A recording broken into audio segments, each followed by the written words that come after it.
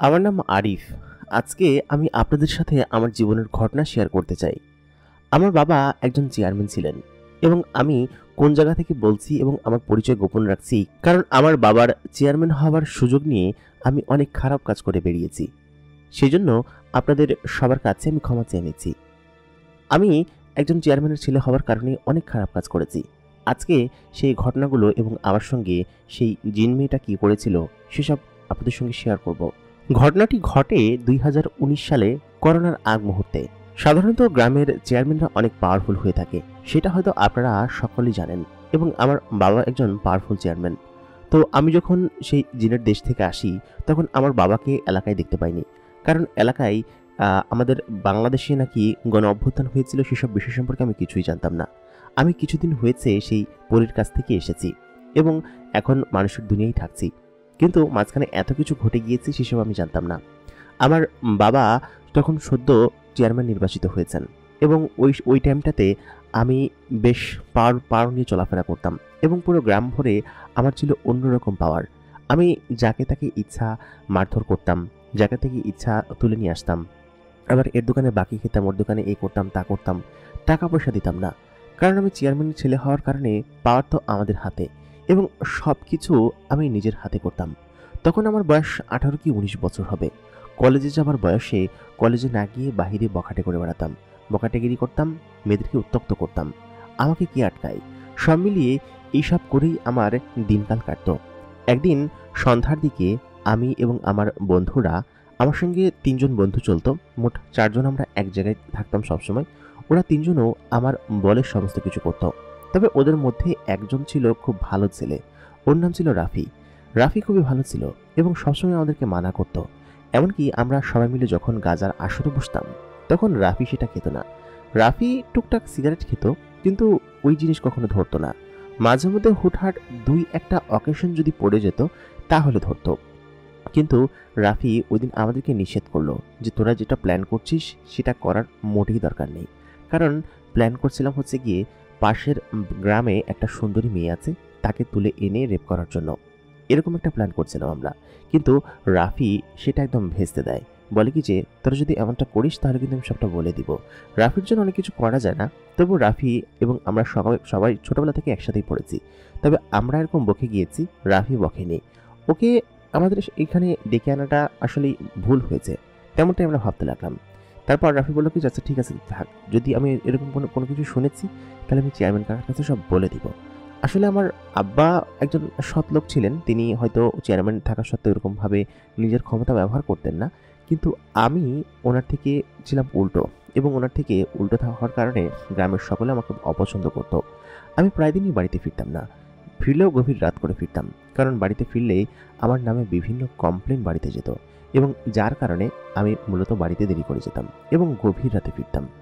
কারণ হচ্ছে গেলেই আব্বার সম্মুখীন হতে হবে এবং আব্বা নানান বিচারের সম্মুখীন আমাকে করবেন। তো আমি কয়েকদিন আগেই এমন এক কাণ্ড করেছি, একজনের ছাগল আমি মাঠে দেখেছিলাম, সেই ছাগলটা নিয়ে আমি বিক্রি করে দিয়েছি। তো সেই টাকা অবশ্য আব্বাই উসুল করেছে, কারণ তারা সরাসরি দেখেছে যে আমি ছাগলটা বিক্রি করেছি।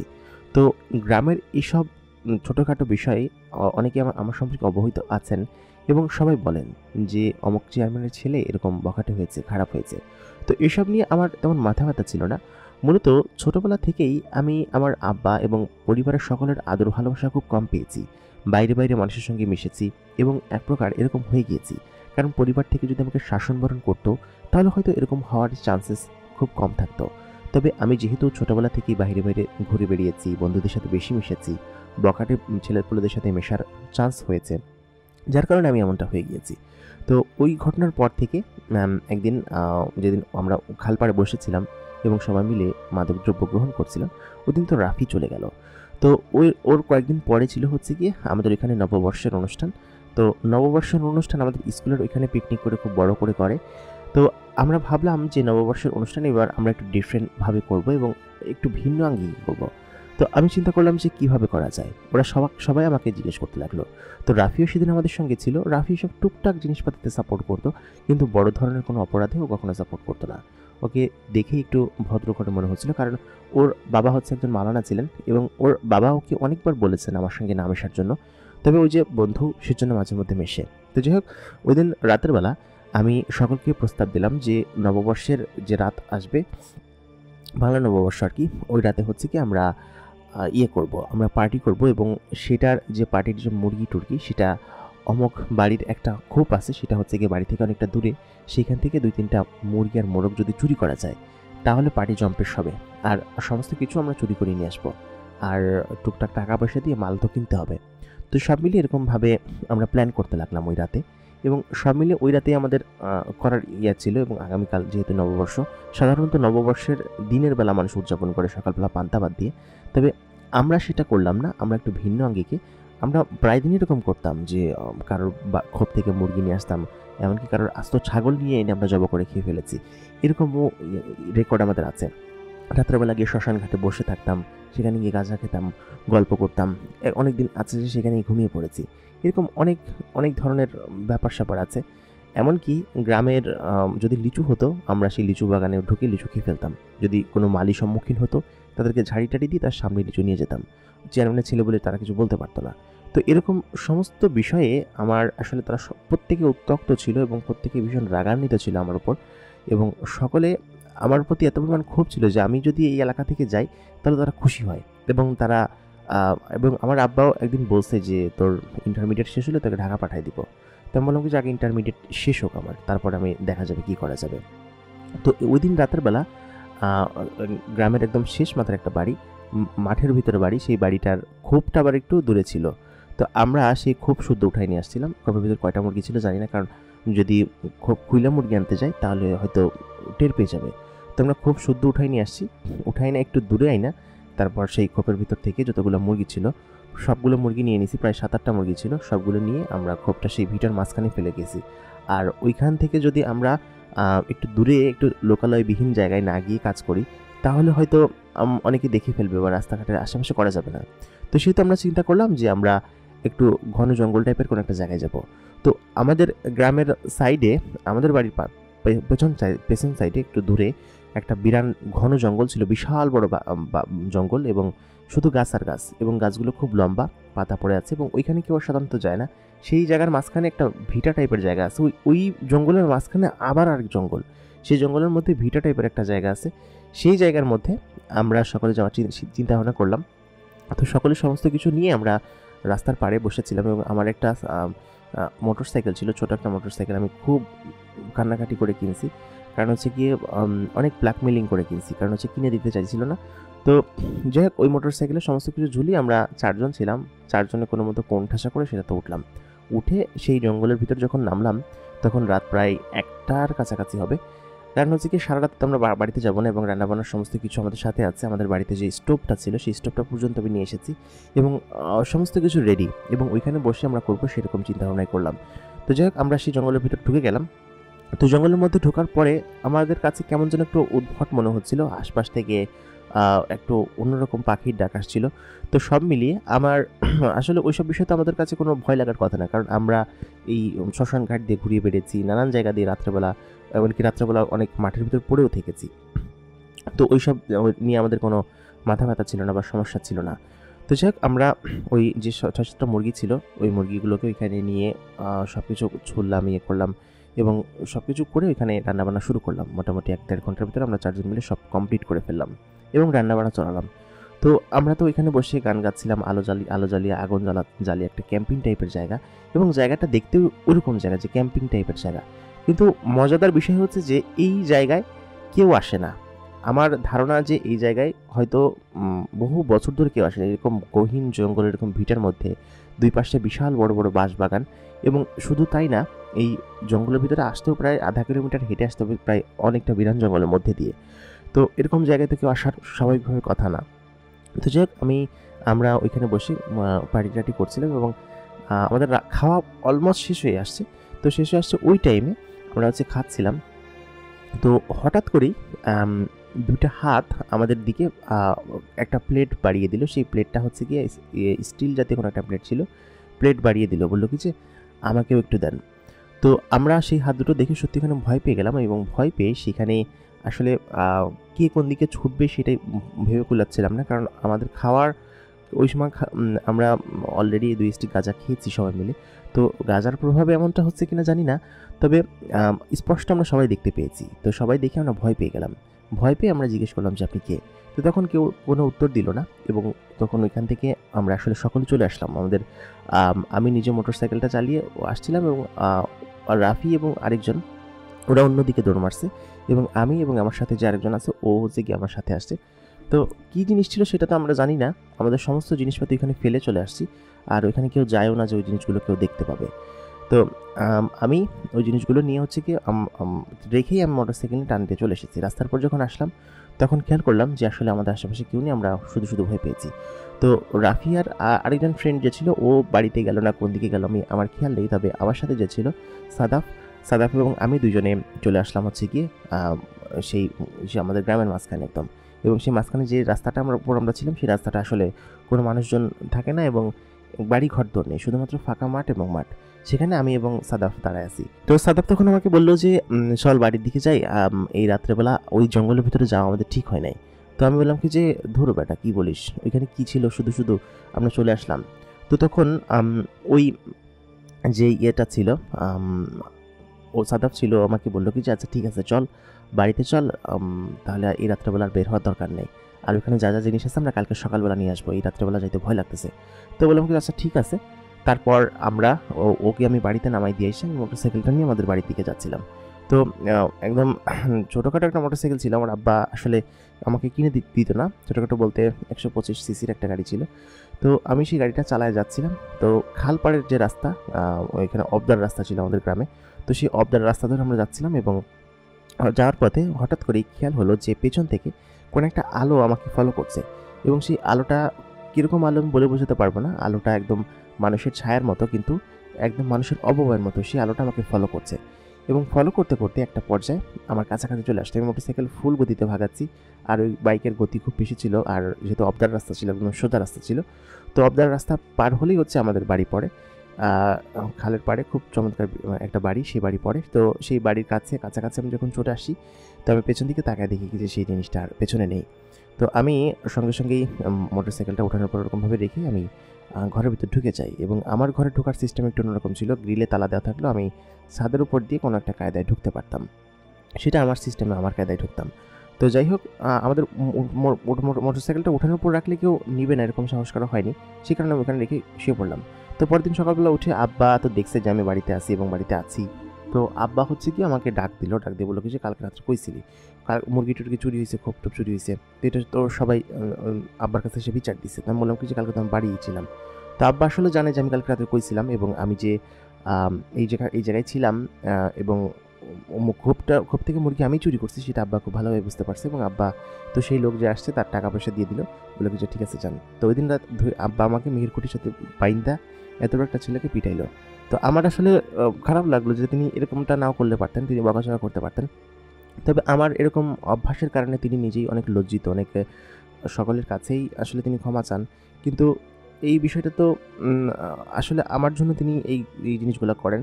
তো যাই হোক, পরবর্তীতে আমার আম্মা এসে সেখান থেকে আমাকে বাঁচায় এবং ঘরে নিয়ে যায় এবং ঘরে নিয়ে যাওয়ার পরে আমি তো শুধরানোর পাত্র না, আমি তো এরকমভাবেই করে ঘুরে বেড়াই এবং সব কিছু করে বেড়াই। তো পরবর্তীতে ওই দিন সন্ধ্যার দিকে আমাকে সে বন্ধু সাদাফ এবং রাফি টাফি সবাই ওটা ডেকে বলে কি যে, চল আজকে জ্যোৎস্না রাত আছে, আমরা খাল পাড়ে বসে এখানে আড্ডা দিই, আজকে তো আর কোনো কাজ নাই। তো সাদাফ হচ্ছে গিয়ে নিজে প্রচুর পরিমাণ খাইতো, বিক্রি করতে এবং নিয়ে আসতো। মূলত ওর কারণে হচ্ছে কি আমি এরকম একটা খারাপ অভ্যাসে জড়াই গেছি। তো সাদাফ অনেকগুলো নিয়ে আসছে। তো মনে করি আচ্ছা ঠিক আছে, তাহলে আজকে রাত্রে এখানে বসে আমরা করবো। তো রাত মোটামুটি 12:30 নাগাদ, যেহেতু জ্যোৎস্না রাত ছিল এবং খুব সুন্দর একটা রাত ছিল, বাতাস বইছিল হু হু করে, খুব আরাম লাগছিল। তো সেই রাতে আমরা বসে এখানে সকলে মিলে খেলাম। তো রাফি আগেই চলে গেল, কারণ ওর আব্বা বকবে, 9টার পরপরই চলে গেল। আর পাশাপাশি হচ্ছে কি আমার যে বন্ধুরা ছিল সকলে হচ্ছে কি এক উঠে চলে গেল।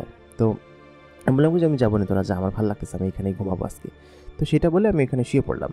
তো শুয়ে পড়ার পরে আমি হচ্ছে গিয়ে উঠে হঠাৎ করে খানিকক্ষণ পরে বসে পড়লাম। বসে আমি খেয়াল করলাম সেই অবয়বটা, যে লাইটের মতো মানুষের অবয়বটা, সেটা আমার দিকে আগায় আসতেছে এবং আগায় আসার খানিকক্ষণ পরে আমি দেখলাম কি যে একদম আমার মুখ বরাবর চলে আসছে। তো আমি ওইটা দেখেই মারছি দৌড়। আমার আর ওইখানে দাঁড়ানোর কোনো ইচ্ছা নাই, কারণ হচ্ছে কি আমি জানি যে এটা নিশ্চয়ই কোনো খারাপ জিনিস, যেটা কিনা ওই দিন আমরা দেখেছিলাম জঙ্গলের ভিতরে ওরকম কোনো খারাপ জিনিস হবে। তো আমি উঠেই আমাদের ওই খালপাড়ের অপোজিটে যে ধানের জমিটা আছে, সেই ধানের জমির ভিতরে কাদামাটি, সেই কাদামাটির ভিতরে আমি নেমে গেলাম এবং ধানের ভুঁইয়ের মধ্যে দিয়ে আমি এত জোরে দৌড়াচ্ছিলাম যে আসলে সেই জিনিসটা আমার পেছন পেছন আসতেছিল। তো আমি আপনাদেরকে বলছি যে খাল পার হয়ে ওই পাশে বিশাল আলিশান বাড়িটা হচ্ছে আমাদের। তো সেই বাড়ির উপর দিয়ে আমরা হচ্ছে কি আমি বাড়ির উপরে ওঠার আগে আমি সেই কাদা মাদা মাখায়া আমার পুরো শরীর কাদামুক্ত, এবং সেই মাঠটা পার হয়ে আমি যখন আমাদের নিজের রাস্তায় উঠলাম, তো তখন আমার আসলে খেয়াল হলো যে সেই জিনিসটা আমার পেছনে আর নেই। তো আমি সেই কাদা মাদা পুরো শরীর আমার কর্মক্ত অবস্থায় রয়েছে এবং কাদা মেখে আছে। তো সব মিলিয়ে আমি আসলে কী পরিমাণ ভয় পেয়েছি সেটা আমি বুঝতে পারছি, এবং আমার তো তখন ভারসাম্য ছিল না, কারণ অনেকগুলো খেয়েছি, অনেক স্টিক খেয়েছি। তো সব মিলিয়ে আমি যখন বাড়ির কাছাকাছি আসলাম, তো আমার মামা হচ্ছে গিয়ে তিনি ওই সময় ওদিক দিয়ে যাচ্ছিলেন। তো আমার মামা আমাদের বাড়িতে আসছিল, তো রাতের 12টা উনি সম্ভবত বাজার থেকে অন্য কোথা থেকে আসছে। তো মামা হচ্ছে গিয়ে তখন আমাদের বাড়ির উঠানে ওইখানে বসেছিল, এবং একটু আগে আসছে আইসা উনি আসলে সাইকেল চালায় আসছে, যার কারণে গরম লাগতেছে, তো ওইখানে বসে আছে। তো উনি আমাকে দেখে বলে কি যে কী রে ভাই, না তোর এই অবস্থা কিসের জন্য, তোর শরীরে কাদা মাদা মাইখা তুই কই থেকে আসলি? তো আমার তো তখন নিজেকে সামলানোরই কষ্ট। তো আমি তখন মামাকে বললাম যে মামা কিছু না, আমি আসলে কাদার ভিতরে পড়ে গেছিলাম, এই জন্য আমার শরীরে কাদা মেখে গেছে। তো মামা দেখা বুঝা ফেলছে যে আমি আসলে নেশা করে আসছি, এবং আসলে কাদার ভিতরে পড়ে গেছি কিসের জন্য সেটা তো সে বুঝতে পারছে। তো সে আমাকে বললো কি যে তুই তো ভালো হবি না, তাই না? তুই যেসব কর্মকাণ্ড করে বেড়াস, তোর মার কাছে আমি শুনলাম, এসব আর কবে কবে বাদ দিবি না, এসব ছাড়বি না, তুই তো বড় হচ্ছিস, তাই না? মামা আমাকে বুঝাইতে লাগলো। তো আমি মামারে এক প্রকার ঝাড়ি দিয়ে বললাম কি যে জ্ঞান দিয়েন না, তাই বলে আমি চলে গেলাম আমাদের যে পুকুর ঘাটটা ছিল, সেই পুকুর ঘাটে গোসল করতে। পুকুর ঘাটটা শান বাঁধানো ছিল, আর এরকম অবস্থাতে গোসল না করে ঘরেও ঘোরা যায় না। তো পানিতে যখন নামলাম, আমি পানিতে নামার পরে গোসল টোসল করে যখন আমি উঠলাম, ওঠার পরে আমি খেয়াল করলাম যে আমাদের পুকুর পাড়ের উপরে শান বাঁধানো ওইখানে একটা মেয়ে বসে আছে, এবং সেই মেয়েটা বসে বসে আমার দিকে তাকায় আছে, এবং তার চুলগুলো বাইরের দিকে ছাড়া। তো আমি তখন বললাম কি যে এই কে রে, এখানে বসে আছে, কে এখানে কে? তো যেহেতু আমার বাড়িতে আমার পুকুর ঘাটে বসে আছে, সে তো আমার গলার জোর একটু বেশি থাকবে। তখন সে আমার দিকে একদম ভয়াল দৃষ্টিতে তাকালো। তার চোখগুলো ছিল একদম আগুনের গোলার মতো বড় বড়, এবং তার শরীর থেকে এক ধরনের জলমল বিকিরণ হচ্ছে। তো সেইটা দেখে আমার পরাণের ভিতর বাড়ি মেরে উঠলো। তারপর সেই জিনিসটা আচমকা আমার কাছে এসে আমাকে পানির ভিতর ধাক্কা মেরে ফেলে দিল, এবং ফেলে দেওয়ার পরে পানির ভিতরে সে আমার চুবানি দিল। তো চুবানি দেওয়ার পরে আমার আসলে তখন তারপরে আর কিছু মনে নেই। আমার যখন সেন্স ফেরে, তখন আমি নিজেকে আবিষ্কার করি এমন একটা জায়গায়, যে জায়গাটা আসলে খুবই স্যাঁতসেঁতে এবং অন্ধকার, এবং আমার শরীরের যে পানিগুলো মানে যেভাবে ছিল সেরকমভাবে আমার শরীরে সেরকমভাবেই রয়েছে, পানিগুলো তখনও শুকায়নি, আসলে স্যাঁতসেঁতে অবস্থা রয়েছে। তো যাই হোক, আমাকে সেখানে নিয়ে যায়, এবং নিয়ে যাওয়ার পরে আমি জানতে পারি যে এটা আসলে জিনেদের জগৎ, এবং একটা জিন আমাকে তুলে নিয়ে এসেছে। তো আমি জিন কেন আমাকে তুলে নিয়ে আসলো সেটা আমি বুঝতে পারলাম না। আমি আসলে করেছিটা কী এবং আমার দোষটা কী, সেটা আমি কী করেছি সেটা আমি বুঝতে পারছিলাম না। তো যাই হোক, আমাকে আটকে রাখা হয়েছে একটা স্যাঁতসেঁতে জায়গায়, এবং সেই জায়গাটা পাথরের গা কেটে বানানো, এবং খুবই বিশ্রী একটা জায়গা। সেখানে আমার সঙ্গে আরও 2টা জিন ছিল। সেই জিনগুলো দেখতে ছিল এত পরিমাণ ভয়াল এবং বিশ্রী, তাদের দেখে আসলে ভয় পাওয়ার জোগাড়, এবং ভয়ে একদম মারা যাওয়ার মতো অবস্থা হয়ে যাবে। তো আমি ভয়ে চিৎকার করছিলাম। খানিকক্ষণ বাদে 2টা জন্তুর মতো দেখতে জিনিস আসলো। তাদের পায়ের নিচের অংশ জন্তুর মতো, কিন্তু উপরের অংশ মানুষের মাথার মতো, এবং তারা দেখতে এত ভয়ঙ্কর যে তাদেরকে দেখে আমি ভয় পেয়ে গেলাম। তো আমি বললাম যে আপনারা কারা এবং আমাকে কেন এখানে তুলে নিয়ে এসেছেন? তো তখন সেই লোকটা বলল কি যে তুই এখানে চুপ করে থাক, বেশি কথা বলে গলায় পাড়া দিয়ে একদম মেরে ফেলবো, এরকম করে বলতে লাগলো। তো আমি এত পরিমাণ ভয় পেয়ে গেলাম, আসলে আমি কিছু বলে বোঝাতে পারবো না। আমি তখন আবার সেন্সলেস হয়ে গেলাম, এবং আমার গায়ে স্যাঁতসেঁতে জামা পরার কারণে এবং ভিজে জামা কাপড় পরার কারণে আমার শরীরে জ্বর চলে আসলো। তো খানিকক্ষণ বাদে আমাকে তোলা হলো, কতক্ষণ বাদে তোলা হলো আমি জানি না, তবে বেশ খানিকক্ষণ সময় এখানে কেটে গিয়েছে। আমাকে তোলা হলো, আমাকে তুলে হচ্ছে গিয়ে তারা একটা জায়গায় একদম চ্যাংদোলা করে নিয়ে যাচ্ছে, 4 হাত পা ধরে নিয়ে একটা বিরান জায়গা, এবং সেখানে রাজসিংহাসনের মতো বড় বড় চেয়ার আছে। তবে সেই চেয়ারগুলো স্বাভাবিক মানুষের চেয়ার না, বিশাল বড় বড় আকৃতির চেয়ার, এবং একটা গোল আকৃতির স্টেডিয়ামের মতো জায়গা, যেখানে কিনা চারিদিকে শুধুমাত্র জিনেরা বসে আছে। এবং ওইখানে যে জিনেরা ছিল ওনাদের সঙ্গে আমি গল্প করে এতটুকুই বুঝতে পারলাম যে এখানে অপরাধ না করলে আসলে কাউকে তুলে নিয়ে আসা হয় না। নিশ্চয়ই ছোটোখাটো যেভাবেই হোক কোনো একটা অপরাধ করেছো তোমরা, যার কারণে তোমাকে তুলে নিয়ে আসছে আর কি। তোমাকে আনার কারণ হয়তো এই একটাই।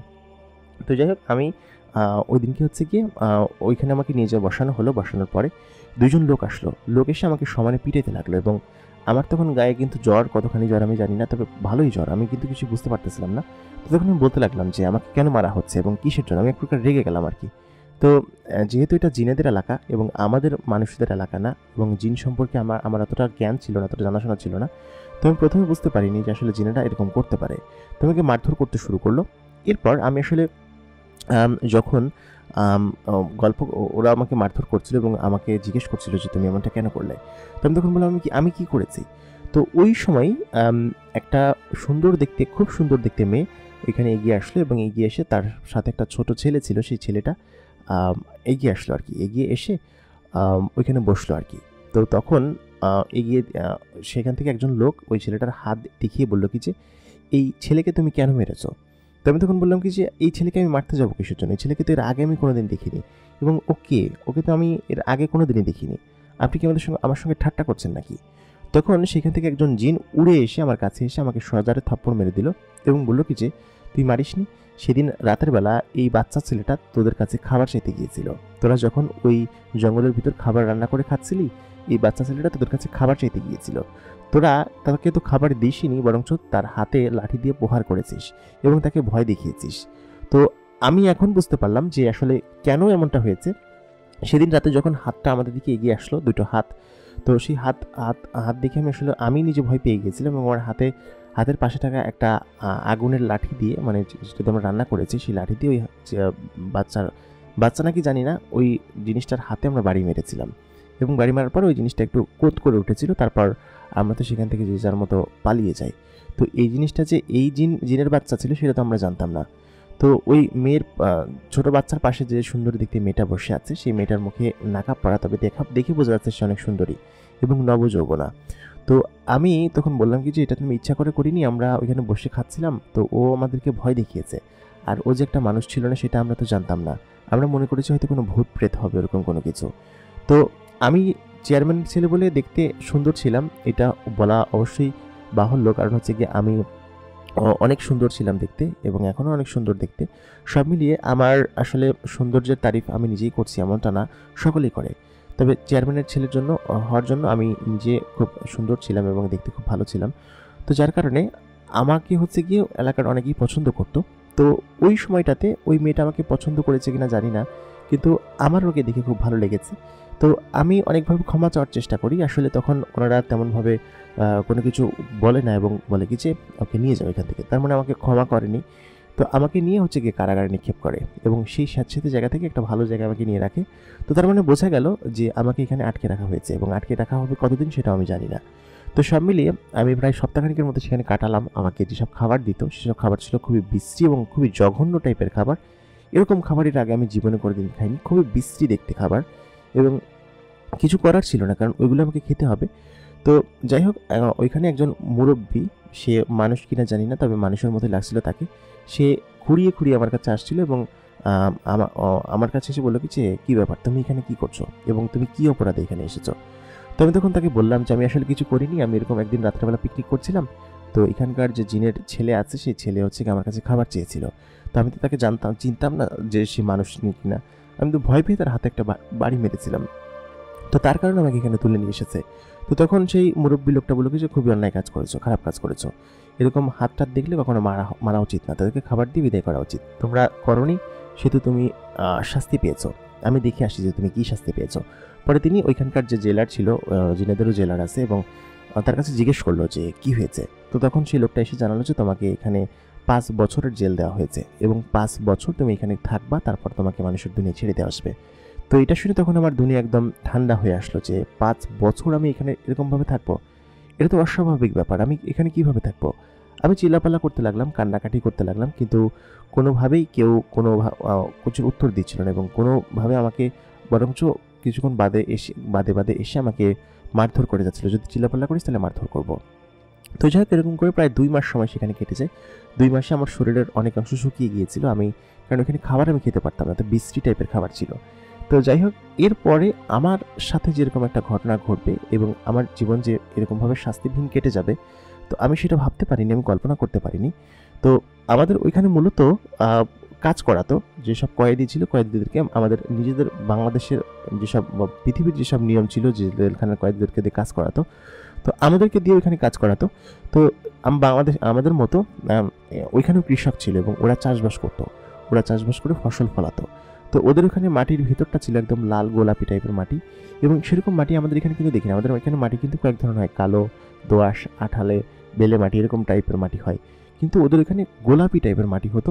সেই মাটি খুঁড়লে এখানে গোলাপি টাইপের দেখা যেত, এবং ওদের চাষবাসের সিস্টেম একটু ভিন্ন, একটু অন্যরকম। তো আমি তো জীবনে কোনোদিন চাষবাস করিনি, তো চাষবাস প্রায় সপ্তাহখানিক ধরে আমি করছিলাম এবং আমার হাতে ঠোসা পড়ে গিয়ে একদম খুবই খারাপ অবস্থা। তো সব এখানে যেসব জিন কয়েদিরা ছিল ওরা আমাকে শিখিয়ে দিচ্ছিল যে এরকমভাবে করতে হয়, এরকমভাবে সব কিছু দেখতে হয়, এরকম সব কিছু আমাকে সব শিখিয়ে দিল। আসলে শিখিয়ে দিলেও তো একটা বিষয় আছে যে আমি তো সব কিছু কখনো করিনি, তারপর আবার খাওয়া ভালো না, তো আমার শরীর ভেঙে যেতে লাগলো। সব মিলিয়ে আমি আসলে খুব অসুস্থ হয়ে পড়ে যেতে লাগলাম। আর ওইখানের যে সিস্টেমগুলো ছিল, ওই চাষবাসের সিস্টেম, মোটামুটি কায়দা 10-15 দিনের ভিতরে আমি শিখিয়ে গেলাম এবং করতে লাগলাম। তো যাই হোক, ওইখানে যে চাষবাস ছিল ওইখানে ম্যাফেপ নামে একটা জিনিস আছে, জিনিসটা আসলে খুব অদ্ভুত। ম্যাফেপ গমের মতো দেখতে, আবার চালের মতো দেখতে, দুইটার সংমিশ্রণ এক ধরনের জিনিস, এবং ওইটা দিয়ে ওরা ভাতের মতো কোনো কিছু একটা তৈরি করে খায়। ম্যাফেপ জিনিসটা নোট করে রেখেন, ম্যাফেপ। তো যাই হোক, ওই জিনিসটা আমি ওখানে গিয়ে আমি প্রথমে হাসতাম ওদের সাথে গল্প করে। তো ওরা আসলে ওরকমভাবে জিনেরা হাস্যরসাত্মক না, ওরা আসলে খুবই হিংসাত্মক এবং খুবই হিংস্র আর কি। আমাকে অনেকে মারধর করতো, তো যেহেতু ওরা আমার থেকে বেশি পাওয়ারফুল ছিল।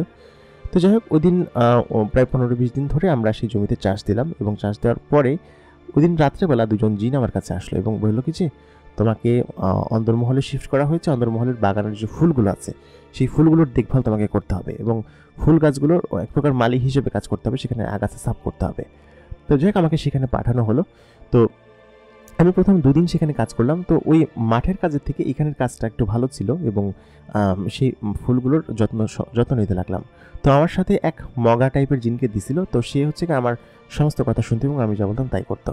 তো দুজনে মিলে কাজ করছিলাম। তো হঠাৎ করেই খেয়াল করলাম গাছের আড়ালে একটা ফুলের মতো সুন্দর একটা মেয়ে দাঁড়িয়ে আছে। তার মুখের নাকাব খোলা সব কিছু, এবং সে খুব এত সুন্দর এবং এত রূপবতী যে তার চোখের দিকে তাকিয়ে প্রথম দেখাই আমি তার প্রেমে পড়ে গেলাম। এবং মেয়েটা এত সুন্দরী ছিল, আসলে এইটা সেই মেয়েটা কিনা আমি বলতে পারবো না, যেদিন প্রথম দিন ওই সর্দারের সাইডে দেখেছিলাম সেই মেয়েটা কিনা আমি জানি না, তবে সেই মেয়েটা ওরকম দাঁড়ায় আছে। তো আমি তার দিকে হা করে তাকায় আছি। তো হা করে তাকায় থাকার এক পর্যায়ে তিনি আমাকে জিজ্ঞেস করলেন যে এই তুই কে, এবং তুই এখানে কি করছিস, তোকে দেখে তো জিন মনে হচ্ছে না।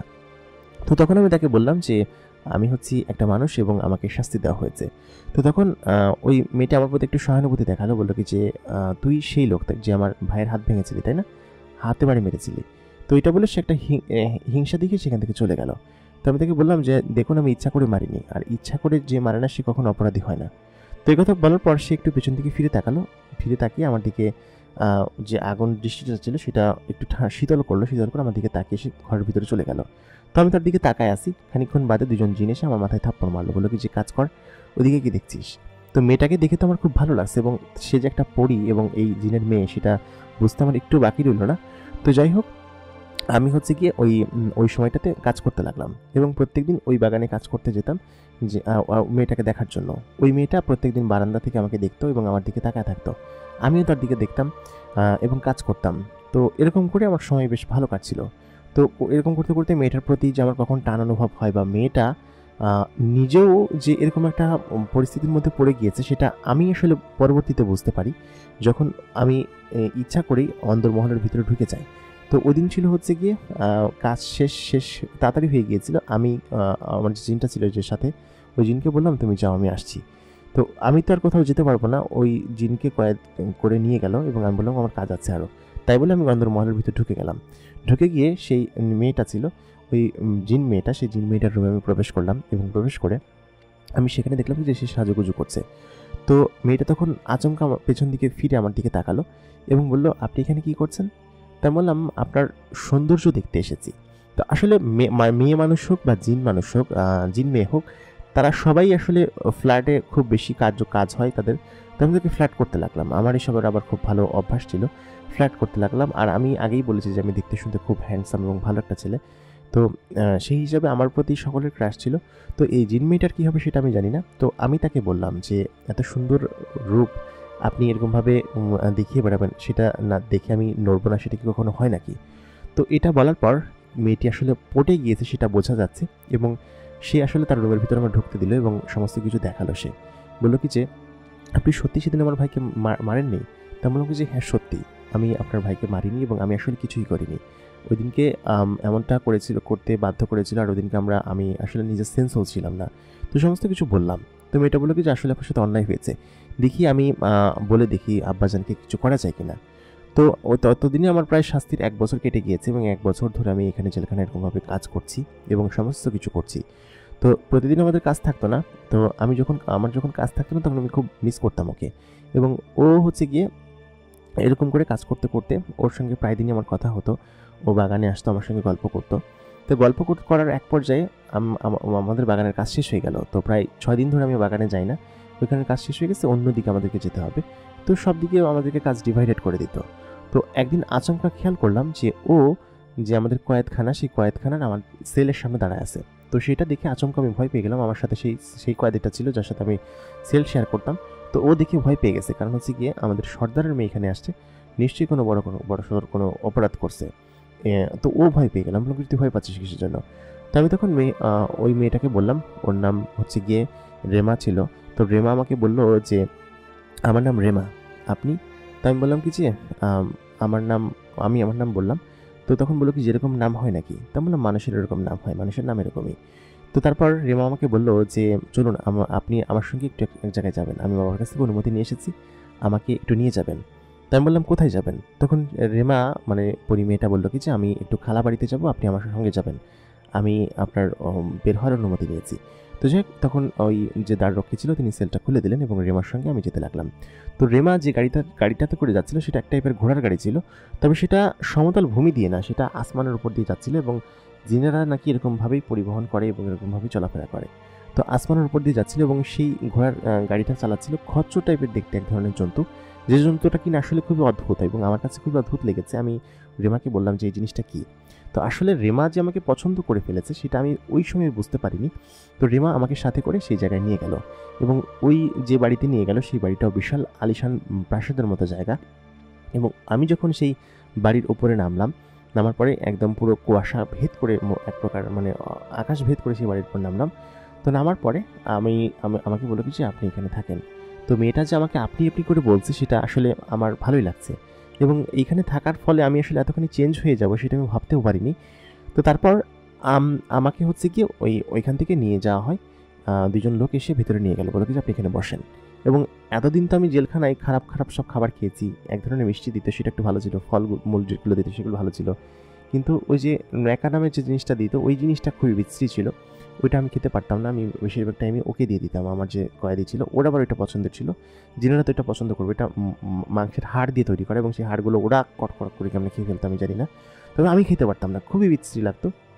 তো ওর কাছ থেকে আমি খাবারগুলো এক্সচেঞ্জ করে নিতাম, যে ভাই তুই এটা খা, আমাকে এটা দে। তো ওর একটা ভালো বন্ধু হয়ে উঠেছিলাম আমি, এবং ওর শাস্তি কয়েকদিনের মাথায় শেষ হয়ে যাওয়ার কথা ছিল। তো যাই হোক, সেসব ঘটনায় পরে আসছি।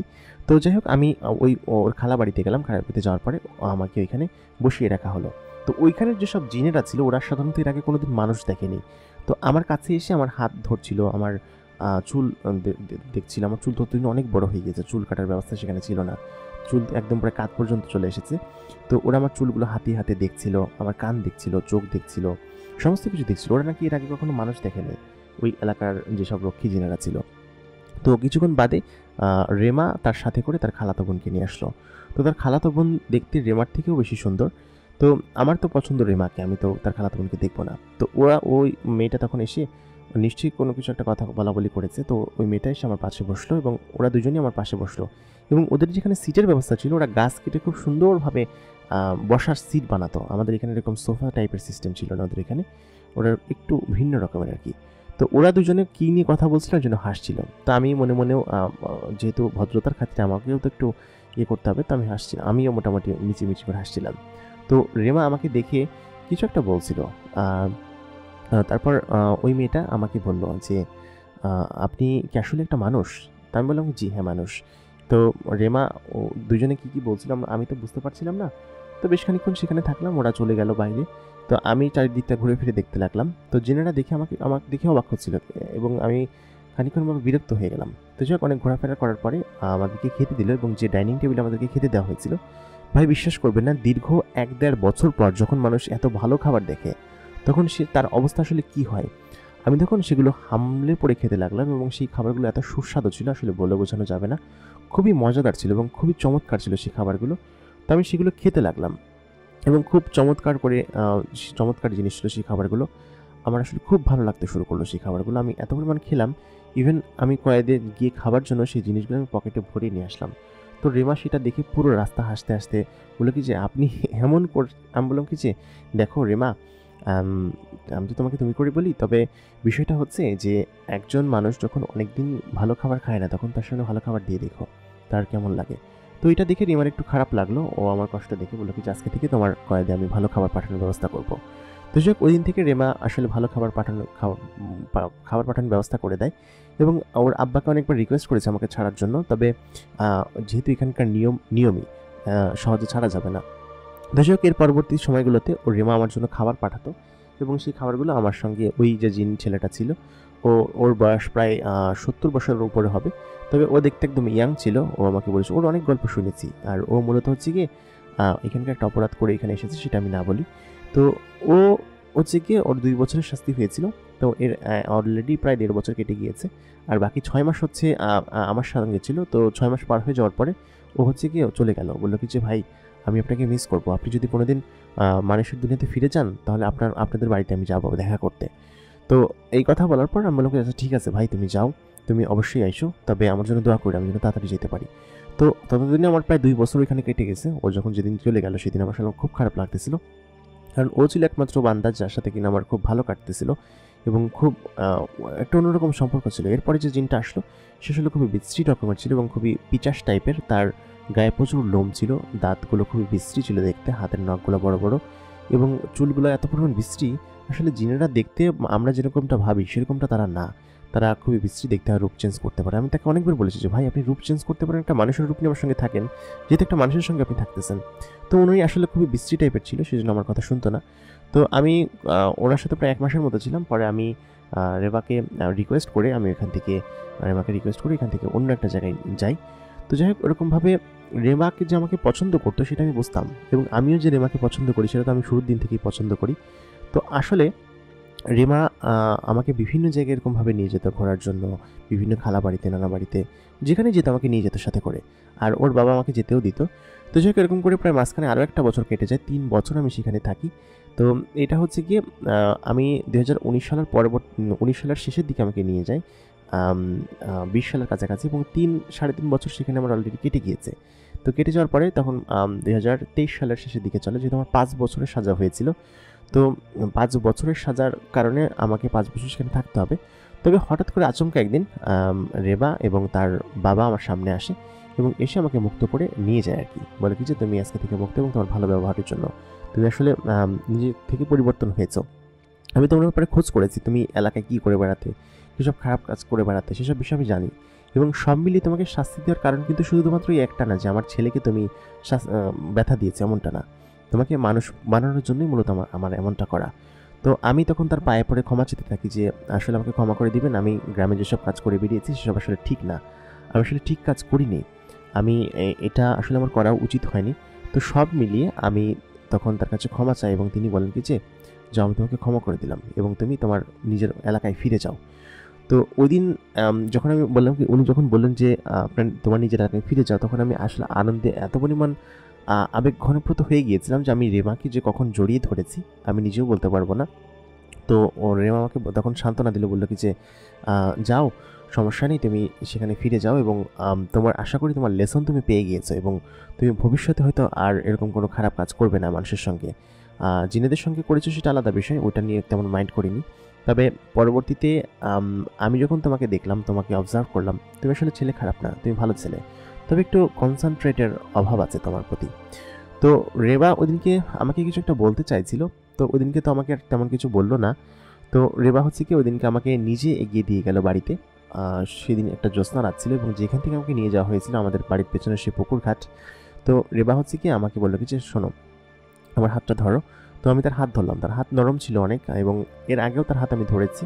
আর যেহেতু সেদিনকে আবেগে আপ্লুত হয়ে তাকে জড়িয়ে ধরেছিলাম, তো সব মিলে তার প্রতি আমি যে তাকে ভালোবাসি সেটা আমি আমার মানুষের দুনিয়া আসার পরে বুঝতে পারলাম। তো সময়টা ছিল হচ্ছে 2024 সালের অক্টোবর মাস বা আগস্ট মাস হতে পারে, আগস্ট সেপ্টেম্বর অক্টোবর এই মাসের কোনো একটা সময়। কারণ ওইখানে তো টাইমের কোনো হেরফের ছিল না, টাইম কোন দিক দিয়ে যেত আমি নিজেও জানতাম না। আসলে কত বছর কেটেছে তাও আমি বলতে পারবো না সঠিকভাবে।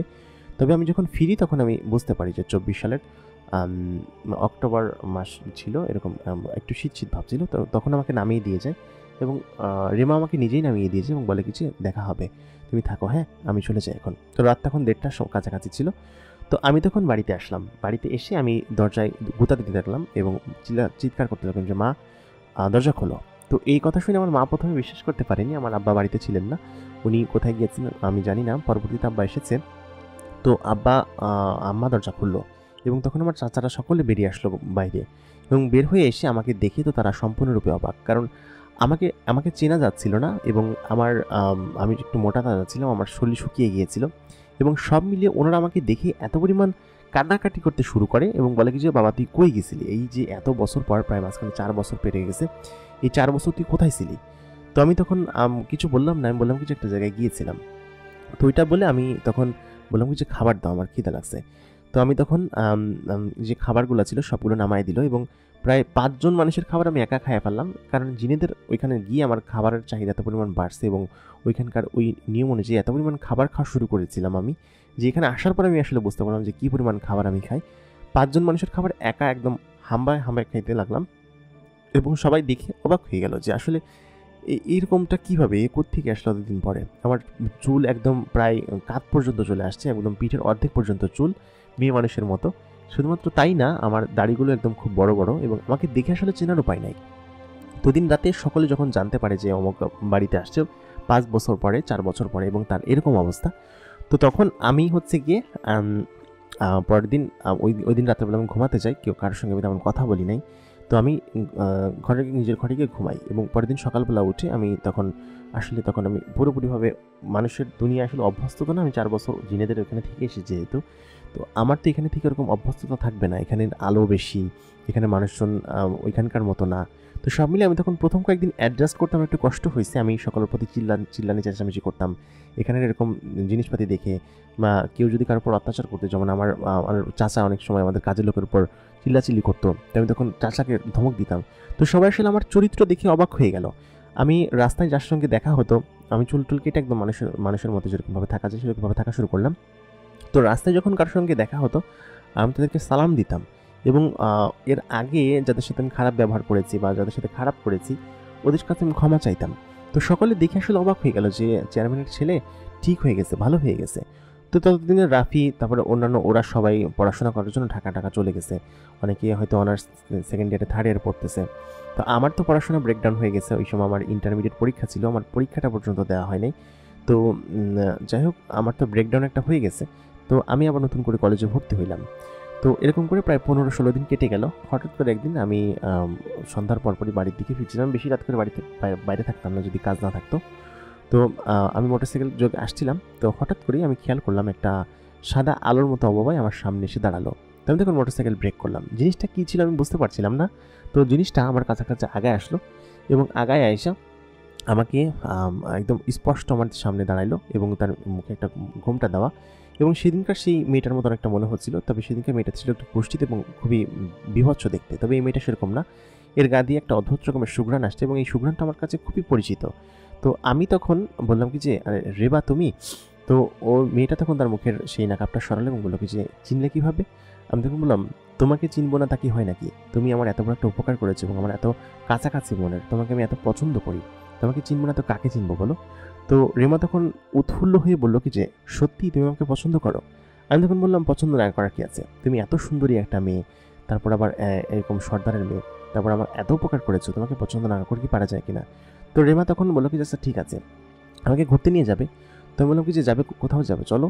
তো আমি রেমাকে আমার মোটরসাইকেলের পেছনে চড়িয়ে ওইখানে আমাদের একটা 4 রাস্তা আছে, এবং খালের উপর একটা ছোট্ট ব্রিজ আছে, সেই ব্রিজটা দেখতে খুবই সুন্দর। তো আমি এবং রেমা সেখানে গেলাম, এবং সেদিনকেও রাতের জ্যোৎস্না ছিল, আমি এবং রেমা সেখানে বসে বসে গল্প করছিলাম মাঠের ধারে বসে। তো রেমা বললো কি যে তুমি তো চলে আসলা, আমার আসলে সেখানে থাকতে ভালো লাগছে না, কেন যেন অন্যরকম লাগে।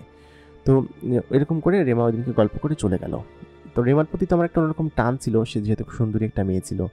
আর ওর সাথে আমার সম্পর্ক আসলে আমি চাইলেও কি যে কোনো সময় প্রপোজ করে দিতে পারি, কিন্তু সমস্যা হচ্ছে যে ওর বাবা তো একটা জিনের সর্দার এবং আমাকে শাস্তি দিয়েছে একটা মানুষের সঙ্গে, যে শাস্তি গ্রহণ করেছে তার সঙ্গে তার মেয়ে ভালোবাসার সম্পর্ক নিশ্চয়ই মেনে নেবে না। আমি ভালোবাসা থাকা সত্ত্বেও কিন্তু আমি তাকে কিছু বলতে পারছিলাম না এবং বলতে পারার কথাও না, কিন্তু রেমা আমাকে কোনো কিছু বলছিল না। আমি অপেক্ষায় ছিলাম যে রেমা আমাকে কখন বলবে যে সে আমাকে পছন্দ করে। তো এছাড়া তো আমি তাকে বলতে পারছিলাম না, যদি আবার আমাকে শাস্তি দেয়। আর তাছাড়া এখন আমি ভালো মানুষ হয়ে উঠেছি, আগের মতো সেরকম বখাটে বা ওরকম টাইপের আমি না, ওরকম আমি চেঞ্জ হয়ে গিয়েছি, আমি নিজের মধ্যেই নিজেকে উপলব্ধি করতে পারি। তো এর 2 মাস পরে হচ্ছে গিয়ে আব্বাজান কোত্থেকে যেন আসলো। তো আমি তখন জানতে পারলাম যে দেশে অনেক বড় গণ অভ্যুত্থান হয়েছে জুলাইতে, এবং জুলাই মাসে অনেকে মারা গিয়েছে এবং সরকার পতন হয়েছে। আমাদের ওই সময় তো আব্বা তো নিজে আওয়ামী লীগ করতো এবং আওয়ামী লীগের চেয়ারম্যান ছিল, চেয়ারম্যান অপসারণ করা হয়েছে। তো সব মিলিয়ে এই বিষয়গুলো যখন আমি জানতে পারলাম তখন আমার দেশ সম্পর্কে একটু আইডিয়া হলো। তো যাই হোক, এর মাঝখানে অনেকগুলো টাইম কেটে গেল এবং এরকমভাবেই সময় আমার কাটছে এবং এরকমভাবেই কিন্তু আমি বর্তমান জীবনযাপন করছি। তো রেমা প্রায় দিনই আমার কাছে আসে। আপনাদের কাছে যে ঘটনাটা পাঠাচ্ছি আমি, এই ঘটনা পাঠানোর 3 দিন আগে রেমা আমার কাছে এসেছিল এবং আমরা একই সাথে ও মাঝে মধ্যে আমার রুমে আসি এবং গল্প করি আমরা। তো আমি আসলে বুঝতে পারছি না যে রেমাকে তো আমি ভালোবাসি এবং পছন্দ করি, প্রচণ্ড পরিমাণ পছন্দ করি। তো রেমাও কি এরকম পছন্দ করে কিনা বোঝা যায় যে আমাকে পছন্দ করে, তবে ওর ভালোবাসার কথা না বলা অবধি হয়তো আমি বলতে পারবো না। তো আমি বলবো কিনা সেটা আসলে আমি নিজেও কনফিউজড, আসলে বললে কি হবে সেই সব কনসিকুয়েন্স সম্পর্কে আমার নিজেরও আইডিয়া নেই, আমি নিজেও বুঝতে পারতেছি না। তো আপনাদের কাছে আমি একটু সাজেশন চাচ্ছি যে কী করলে ভালো হবে। এবং আসলেই এরকম একটা পরিস্থিতিতে আমি প্রচণ্ড পরিমাণ দোটানার মধ্যে পড়ে গিয়েছি। রেমা নিজে থেকেও আমাকে প্রপোজ করবে কিনা আমি জানি না, বা ও যে আমাকে ভালোবাসে সেটা আমি দিব্যি জানি, আলবাত জানি, কারণ একটা মেয়ে প্রত্যেকদিন এরকম আবেগঘন আমার সঙ্গে কথা বলে, আমার কাছে আসে, আমার সঙ্গে গল্প করে, আমিও তার প্রতি এত পরিমাণ দুর্বল, সেও হয়তো নিশ্চয়ই আমার প্রতি দুর্বল। তো সব মিলিয়ে এই সিচুয়েশনটার মধ্যে আমি একটা দোটানার মধ্যে পড়ে গিয়েছি। 3 দিন আগেও এসেছিল, হয়তো এই ঘটনা পাঠানোর পরে আবার আসবে, আজকেও আসবে। তো এখন একটু ঘন ঘন আসা শুরু করেছে। তো ওর সঙ্গে সম্পর্ক আমার কিন্তু এরকমভাবে এগোচ্ছে এবং এই সম্পর্কের শেষ কোথায় আমি জানি না। তবে এখনকার টাইমে ও আমাকে দেখে বলে যে তুমি একজন আদর্শ মানুষ হয়ে উঠেছো। আমার আব্বাজানও আমাকে নিয়ে এখন গর্ব করে, বলে কি যে তুই এখন পারবি, সমস্ত কিছু পারবি, এবং আমি নিজেও চেঞ্জ হওয়ার চেষ্টা করছি। তো সব মিলিয়ে আমার পরিস্থিতি হচ্ছে কি এই পর্যায়ে এমন। তো আজকে রাতে সম্ভবত রেবা আসবে এবং ওকে আমি কি বলবো আমি জানি না, তবে হয়তো এরকমভাবে এগোবে বা হয়তো অন্য ভিন্ন কোনো কিছু হতে পারে। আমি আসলে কনসিকুয়েন্স বলতে পারছি না। আপনারা যদি জানেন আপনারা সৎ পরামর্শ দিয়ে আমাদের সাথে থাকবেন। তো আজকের ঘটনাটা এই পর্যন্তই ছিল। ঘটনাটা আপনাদের কাছে কেমন লেগেছে? আর আপনাদের কাছে যদি কারো জীবনের ঘটনা থাকে আমাদেরকে লিখে জানাতে পারেন। আমাদের ইমেল অ্যাড্রেস এই ভিডিও ডিসক্রিপশনে পেয়ে যাবেন। আর যারা আপনাদের আজকের ঘটনাটি পছন্দ করেছেন এবং মতামত দিতে চান তারা কমেন্ট করে জানিয়ে দিন মতামত। দেখা হবে পরবর্তী এপিসোডে। এতক্ষণ কণ্ঠে আমি আরজে ইমরান আপনাদের সঙ্গে ছিলাম, আপনাদের প্রিয় হোস্ট, এবং আপনারা দেখছেন ভূত বাক্স বাই আরজে ইমরান।